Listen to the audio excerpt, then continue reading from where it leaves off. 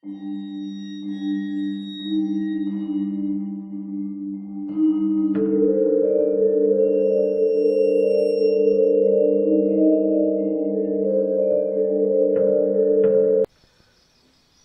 සීරම වහලා දාලා තිබ්බා.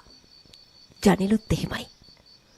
අද කොහොම හරි ආත්මයක් එක්ක කතා කරන්න ඕන කියලා ඒගොල්ලෝ තීරණය කරලා තිබ්බා. වීජා බෝඩ් ගැන මුලින්ම කියවලා ඒ ගැන අදහස ඉදිරිපත් කරේ මනීෂ්. මනීෂ් හැම දෙයක්ම සෙල්ලමකට ගන්න නිසා මුලදී කවුරුවත් ඔහුව ඒ තරම් ගණන් ගත්තේ නෑ. මේවා ඔක්කොම විකාර. මෙයා කතා කරපු ගමන් ආත්ම පොලිමේයි කියලා හිතුවද? ජැස්මින් hina වෙවි එහෙම කිව්වා. තමුසෙලට බයයි නම් ඒක කෙලින් කියනවා. නිකම් බොරුවට වැඩ වෙන්න හදන්න එපා.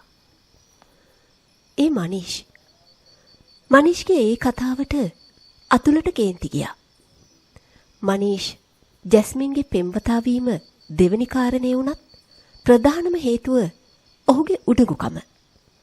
ඔහු තමන් ඉතා නිර්භීත අයෙක් කියලා හිතාගෙන හිටියා.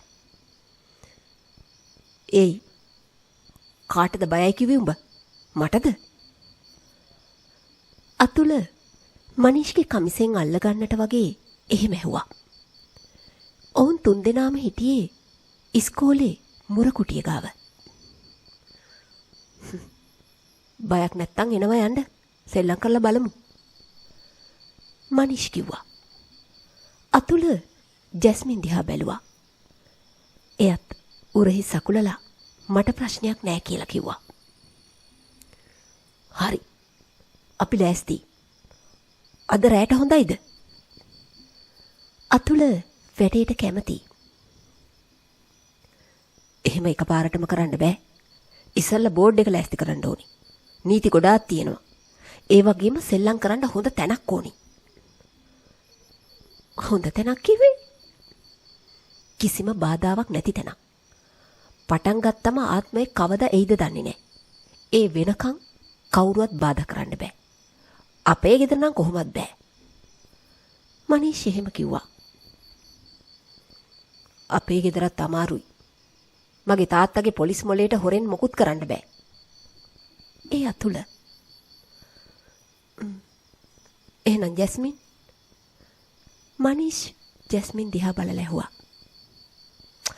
අයියෝ අපේ ගෙදර නම් හිතන්නවත් එපා. අපි කතෝලික. ඔයාලා ඒක දන්නවනේ.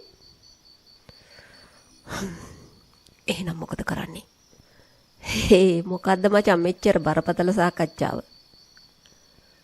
එහෙම අහගෙන එතනට ආවේ සුමිත්. අනිත් තුන් දෙනාගේම මූණු මල් වගේ පිබිදුනා. මචං සුමිත් නෙට්වර්කින් එක්සෑම් එකට ගෲප් ස්ටඩිස් කරන්න හිතුවා. කාගේවත් ගෙදර හරියන්නේ නෑ බං. ඒකයි. අතුල කියනකොටම අනිත් දෙන්නට ඔහුගේ සැලසුම වැටහුණා. ඔවුන් බලාපොරොත්තු වෙච්ච විදිහටම සුමිත් උත්තර දුන්නා. ඇයි මචං අපේ ගෙදර කරමුකෝ. කරමු. තුන් දෙනාම එකවරම කියලා hina වුණා. ජැස්මින්, අතුල, මනීෂ් සහ සුමිත් ඉස්කෝලේ කාලේ ඉඳලම හොඳ යාළුවෝ. ඒගොල්ලෝ පදිංචි වෙලා හිටියේ එකම ප්‍රදේශයක. සුමිත්ගේ අම්මයි තාත්තයි හිටියේ විදේශගතව. ඔහුත් ඔහුගේ මිත්තනියත් පමණක් ඒ විශාල ගෙදර ජීවත් වුණා. සුමිත් හොල්මන් භූත පෙරේත කියන වචන වලට පවා බය කෙනෙක්. ඒ නිසා ඇත්ත කිව්වොත් ඔහු එකග නොවන නිසා තුන් දෙනාම ඔහුට බොරු කියලා කැමති කරවගත්තා. පහුවදා රෑ සුමිත්ගේ නිවසේදී වීජා බෝඩ් සෙල්ලම කරන්නට තීරණය වුණා.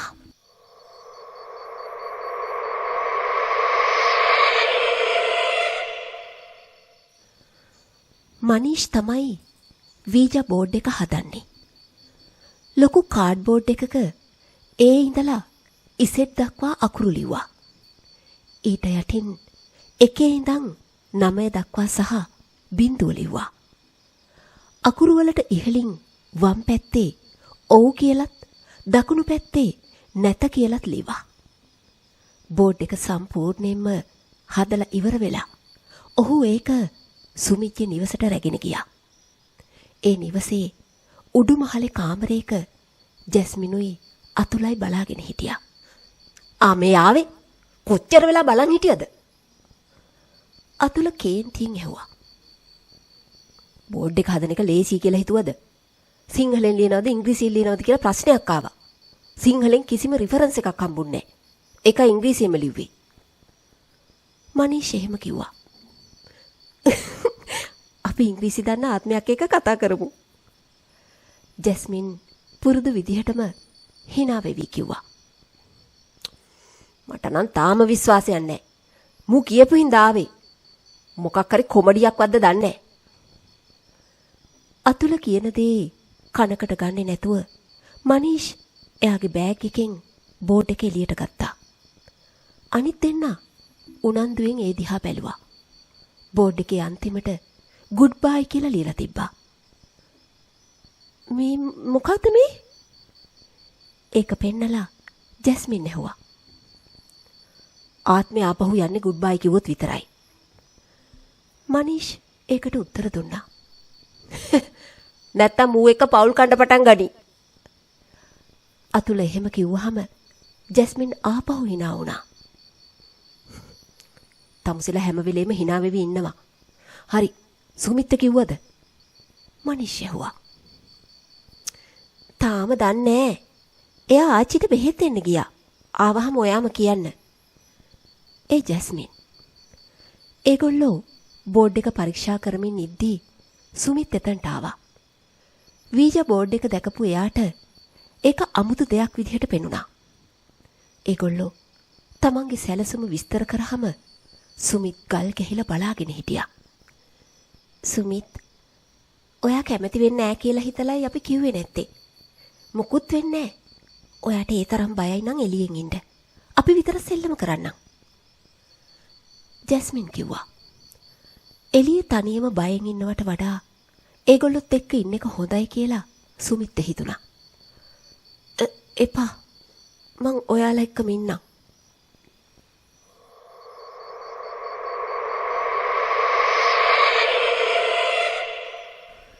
ඒක ඉතා විශාල කාමරයක්.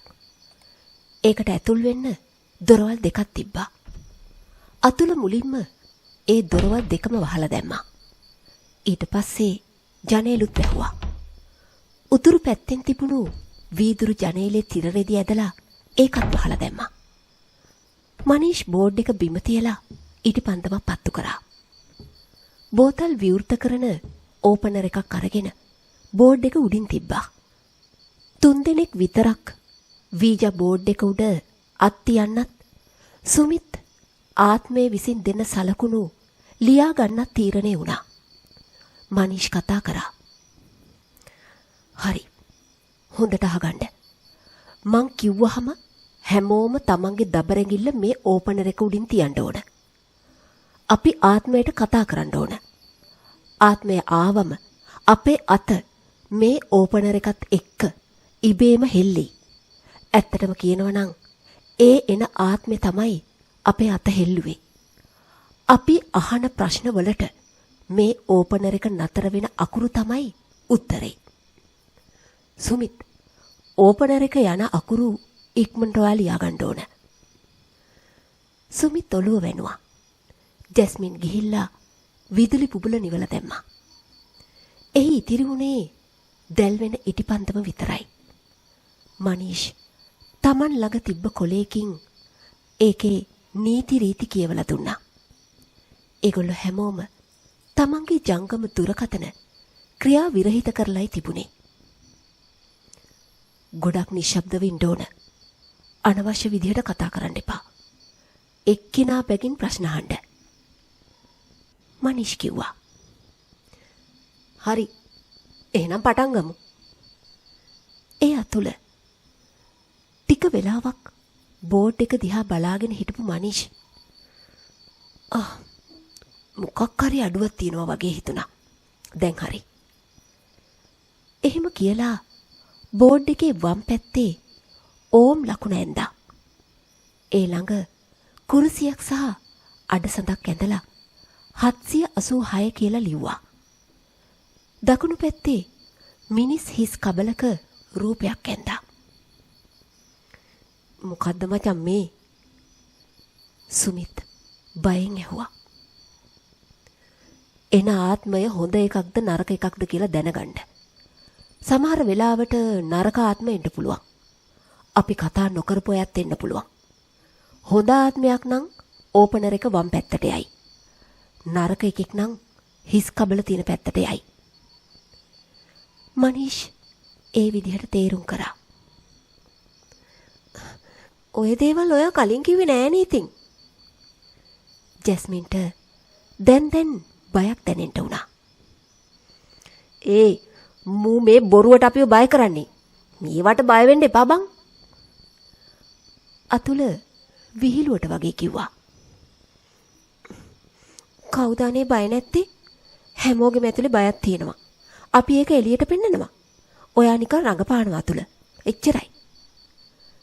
ජැස්මින්ට කේන්ති ගිහින්.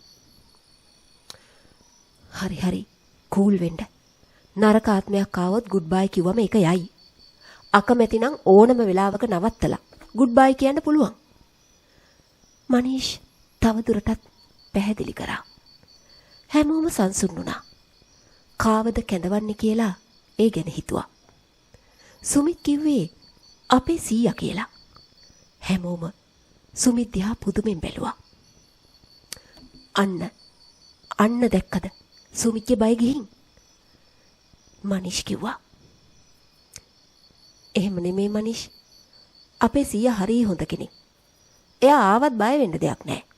අපි යාවම ගෙන්නමු. සුමිත්ගේ අදහස උනේම එයාගේ සීයාව ගෙන්නන්න. සීයාගේ නම මොකද්ද? මනීෂ් ඇහුවා. අපේ සීයා කිරිවන්තේ. ඒගොල්ලෝ සීයට ගොඩාක් වෙලා කතා කරා. ඒත් සීයා ආවේ නැහැ. වෙලාව රෑ 11 මාරයි. මනීෂ් කල්පනා කරා. බිත්තියේ තිබුණු ඝන දෙවි රූපයක් සහිත දිනදර්ශනය මනීෂ් දැක්කා. දැන් තේරුණා. අන්න අරක තමයි හේතුව. දෙවියන්ගේ පින්තූර කාමරය ඇතුලේ තිබ්බොත් ආත්ම නම් එන්නේ නැහැ. මනීෂ් එහෙම කියපු ගමන් අතුල ඒ කැලෙන්ඩරේ ගලවලා කාමරෙන් එළියට ගිහින් තිබ්බා. ආපහු සීයට කතා කරා. ඒත් සීයා ආවේ නැහැ. සමහර විට සීයාගේ ආත්මේ නිවන් දකින්න ඇති. ඒකයි එයා එන්නේ නැත්තේ. මනීෂ් කතාව කියලා ඉවර කරන්නත් ඉස්සල්ලා අතුල කේන්තියෙන් කෑ ගහලා මැදට පැන්නා. මචං මේ තියරි කතා කරන්න එපා. මේවා ඔක්කොම බොරු කියලා මං දන්නවා. ජෙස් මං යනවා. අතුල නැගිටින්න උත්සාහ කරා. ජැස්මින් ඔහුගේ අතින් අල්ලලා නතර කරා. පොඩක් ඉන්න අතුල. එයා මොකද්ද කියන්නේ කියලා බලමුකෝ. ජැස්මින් මනීෂ් දිහා බැලුවා. හරි. කලබල වෙන්න එපා. තව එක පාරක් බලමු. මෑතකදී මැරුණු කාව හරි ගෙන්නමු. ඔය අනතුරු වලින් එහෙම නැත්තම් සියදි විනහගෙන මැරුණු අයගේ ආත්ම තාම අපි වටේ කැරකෙනවලු. මනීෂ් කියපු කතාවට අතුල ඔළුවේ අත තියාගත්තා. ජැස්මින් සුදා කියලා කිව්වා. අතුල එතකොටම කවුද සුදා කියන්නේ වගේ ජැස්මින්ගේ මූණ දිහා බැලුවා. ඒ අපේ CS එකේ කෙල්ලෙක් සුධර්මා. හොස්ටල් එකේ හිටියේ.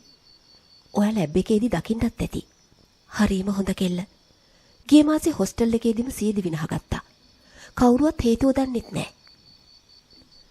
ජැස්මින් එහෙම කිව්වා. ඒගොල්ලෝ සුදා කියලා සුධර්මට කතා කරා. සුධර්මා ආවේ නැහැ. ආයෙත් සැරයක් කතා කරා. සුමිතුයි මනීෂුයි මූණට මූණ බලාගෙන වාඩි වෙලා හිටියේ. සුමිත් අකුරු දිහා බලාගෙන සූදානමින් හිටියා. අනෙක් තුන්දෙනාම ඕපනර් එක උඩ ඇඟිලි තියාගෙන හිටියා. ඉටිපන්දන් දැල්ල හිමීට හෙලවෙන්න වුණා. එහි තිබුණු නිශ්ශබ්දතාවයේ බිඳ දමමින් කවුරු හරි ඉකි බිඳින හඬක් ඇහුණා.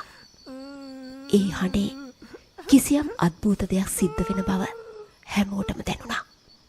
සුමිත්ට වඩා අතුල බය වෙලා හිටියත් ඔහු එය පෙන්වන්න උත්සාහ කරේ නෑ.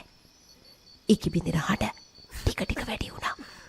තමන් හැර වෙනත් කෙනෙක් එහි ගැවසෙන බව ඒගොල්ලන්ට දැනෙන්න ගත්තා.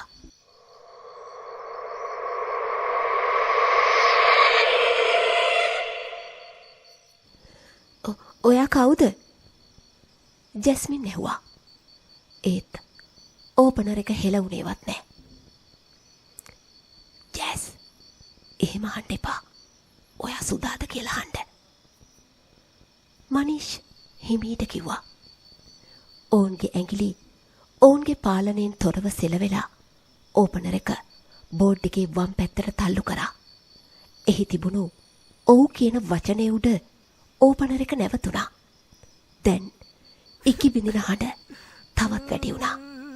ඒක ගැහැණු හඬක් නොවන බව ජැස්මින්ට තේරුණා. ඔයා අපේ කොලෙජ් එකේ සුධර්මද? ජැස්මින් වේගෙන් ඇහුවා.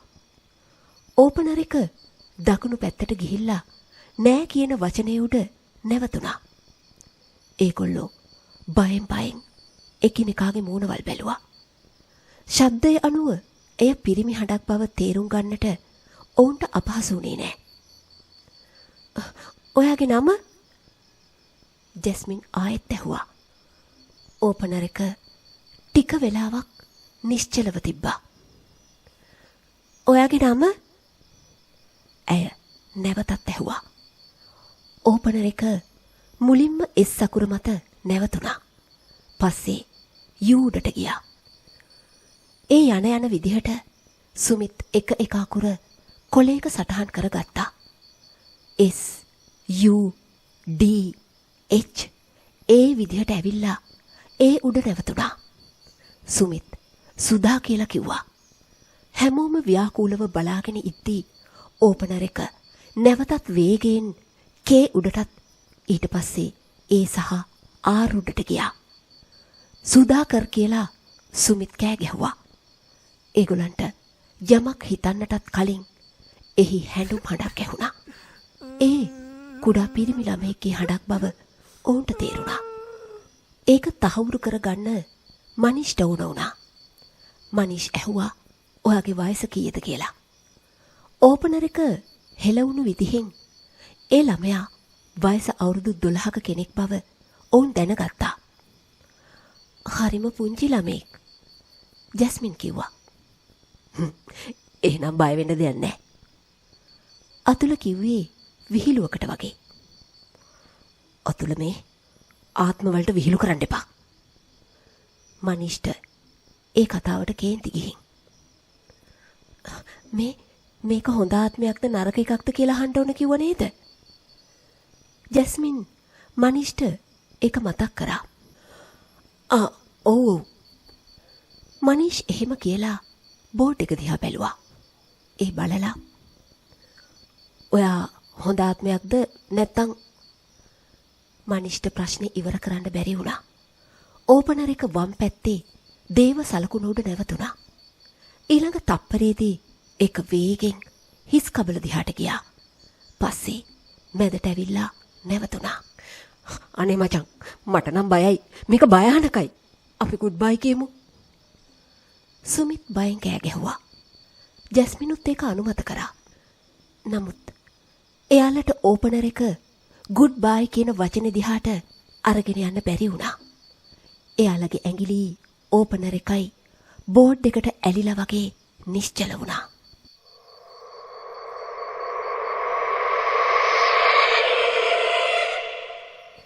අනේ මට මගේ අත හොලවන්නවත් බෑ, ජැස්මින් කිව්වා. ඔව් මගේ අතත් හිර වෙලා. ඒ මනීෂ්, මේක හරිම අමුතුයි. එහෙම කෑ ගහපු අතුල තමන්ගේ මුළු ශක්තියම යොදලා අත ඉවතට ගන්න උත්සාහ කරා. ඔහු කරන්නට යන දේ තේරුම් ගත්ත මනීෂ්, මචං ගුඩ් බයි කියනකන් අත නම් ගන්න එපා මචං, එහෙම කිව්වා. ඔහු කියා ඉවර කරන්නත් ඉස්සෙල්ලා අතුල අත ඉවතට ගත්තා. ඒත් එක්කම ඉටිපන්දම නිවිලා ගියා.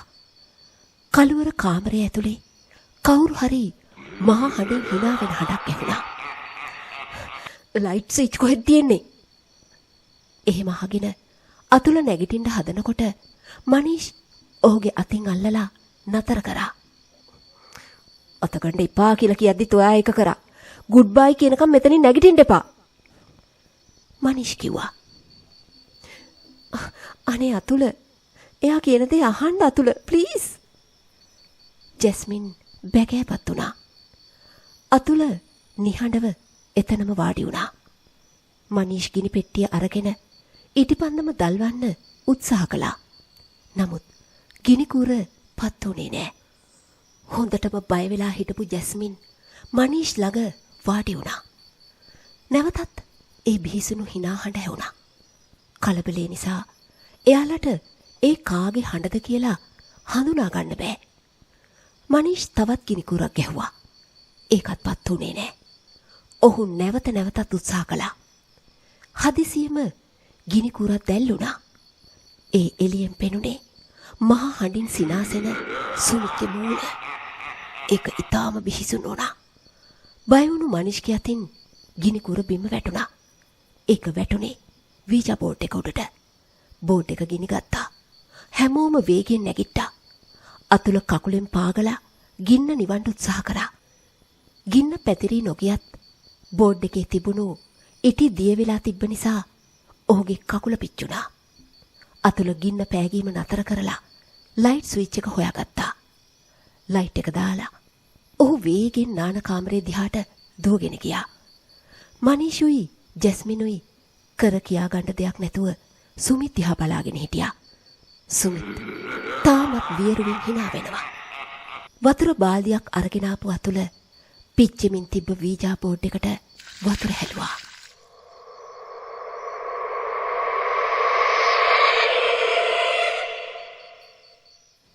ජැස්මින් බයෙන් ගැහි ගැහි සුමිත් ගාවට ගියා.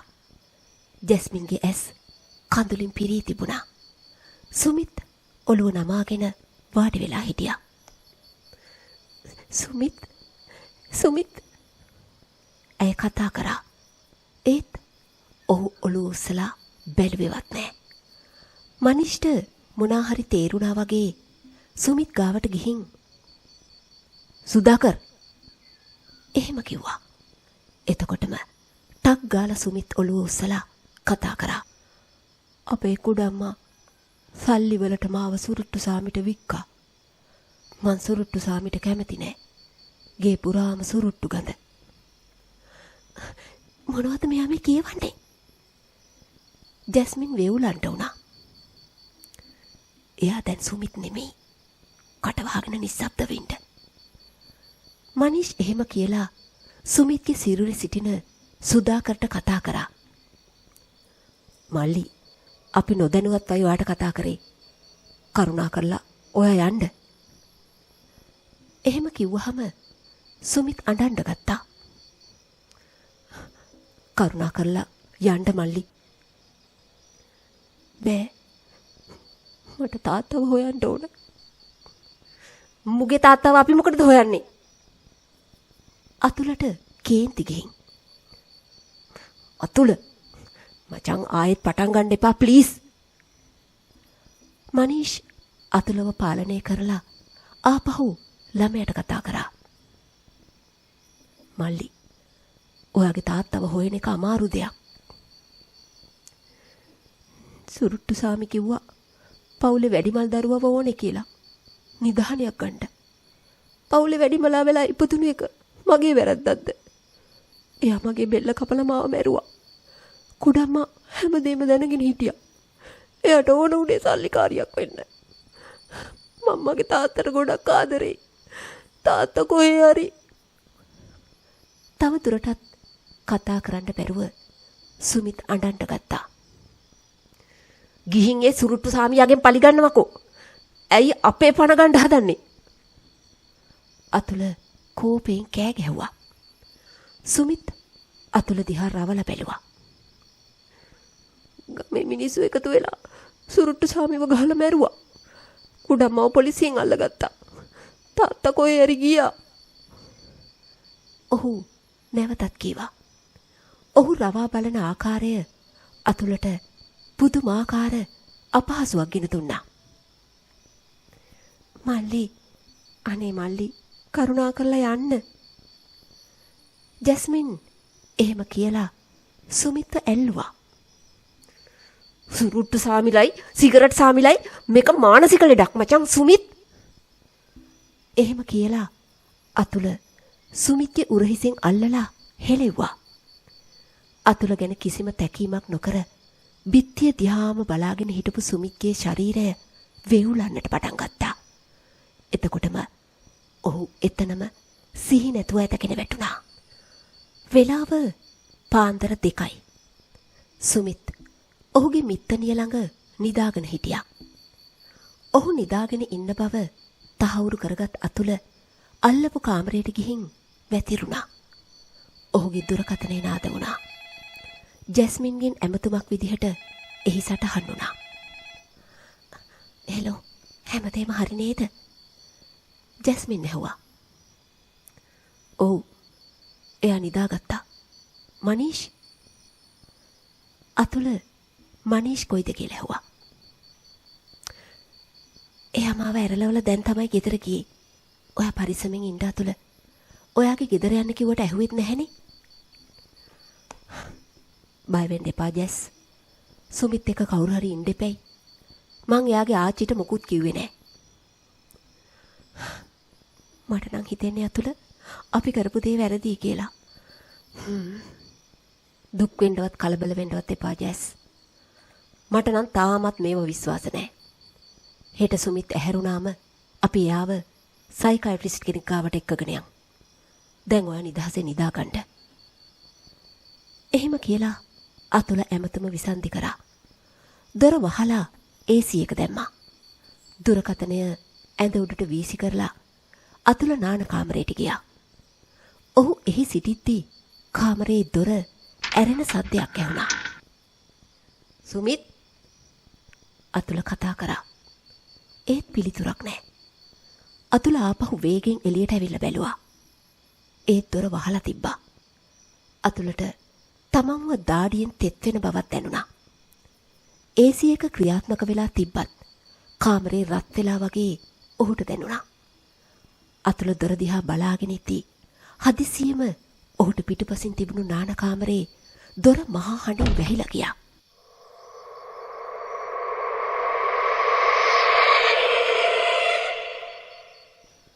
අතුලගේ පෙනහළු හුස්ම ඉල්ලලා මොර ගෑවා. ඔහුගේ දැස් උඩට කැරකුණු අතර බෙල්ල මිරිකන ඒ අදෘශ්‍යමාන දෑත් යකඩ වගේ ශක්තිමත් වුණා.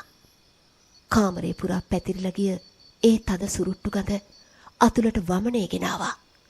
හදිසියෙම ඔහුගේ මනසට එක රූපයක් ආවා. ඒ අර බිත්තියෙන් ඉවත් කරපු ඝනතෙවි රූපය.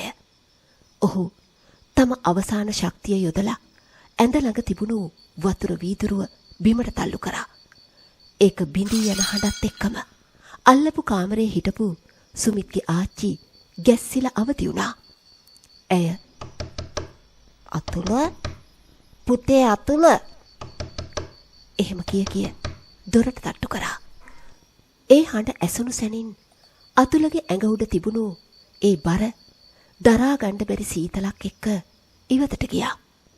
ඔහු මහ හඬින් කැස්සක් දාලා හුස්ම ගන්න පටන් ගත්තා. අතුලගේ බෙල්ල වටා කළු පාට ඇඟිලි සලකුණු ඉතිරි වෙලා තිබුණා. පහුවදා උදෑසන මනීෂුයි ජැස්මිනුයි පැමිණෙන විට අතුල හිටියේ වෙවුල වෙවුල. ඔවුන් කිසිවක් කතා නොකර සුමිත්ව එක්කගෙන ප්‍රසිද්ධ කෝවිලක හිටපු පූජකවරයෙක් හමු වෙන්න ගියා. පූජකවරයා ඔවුන්ගේ දිහා බලලා මේ විදිහට කිව්වා. දරුවනේ, උඹලා විවෘත කරේ දොරක් විතරක් නෙවෙයි. අතීතයේ සිද්ධ විච්ච අසාධාරණ මරණයක වේදනාව. ඒ සුධාකර් කියන ළමයා හොයන්නේ එයාගේ තාත්තව නෙවෙයි. ඒ ළමයා මරණයට හේතු වුණු පවුල්වල වැඩිමහල් පරම්පරාව. අතුල, දරුවෝ උඹ බේරුනේ 99. ඒ ආත්මය උඹව තෝරගත්තේ උඹත් පවුලේ වැඩිමල් දරුවා හන්දයි. එහෙම කියලා පූජකවරයා විශේෂ පූජාවක් පවත්වලා වීජා බෝඩ් එකේ ඉතිරි වෙච්ච අලු ගඟක පා කරලා යවන්න උපදෙස් දුන්නා. එදායින් පස්සේ ඒගොල්ලෝ කිසිම දාක ඒ වගේ සෙල්ලම් වලට අත තිබ්බේ නැහැ. නමුත් අදටත් අතුල තනියම කාමරේ නිදා ගන්නවා නම් ඔහුට සුරුට්ටු දුමක ගඳක් දැනෙන්න ගන්නවා.